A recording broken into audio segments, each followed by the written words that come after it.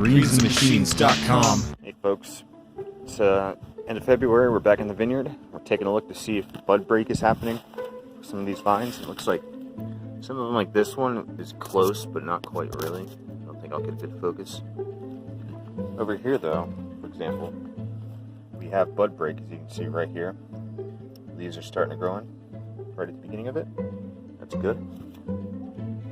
It's good to see that the grapes come back alive after all the pruning we did. Some more getting close.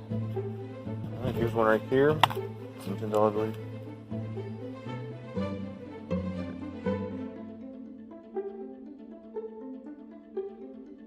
We're moving up here. Chardonnay definitely is. Badly. Oh, we got a big one right here. Look at that. These are just going to keep emerging rather quickly on all these grapes. Don't see any emerging yet on this one.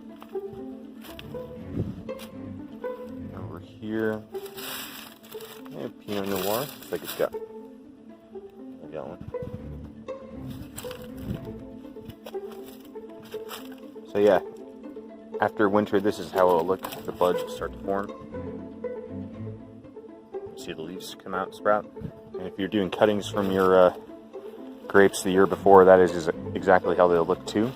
I'll show you the cuttings in a picture in a moment on how they look at the grapes I've got back home. These are the two Cab Sauv vines you see in this picture, and they definitely are showing bud break also. So if you're doing cuttings, this is how they'll look. So give it a few weeks and you're going to start to see the vines spread across the yard once again. And then probably by beginning of April, you'll see which ones are going to start producing grapes and flowering. So yeah, there's a quick vineyard update. See you soon in the vineyard. Oh, here's a bonus update. If you remember the avocado tree planting video. Let's see, they're doing pretty good here in their new holes in the ground.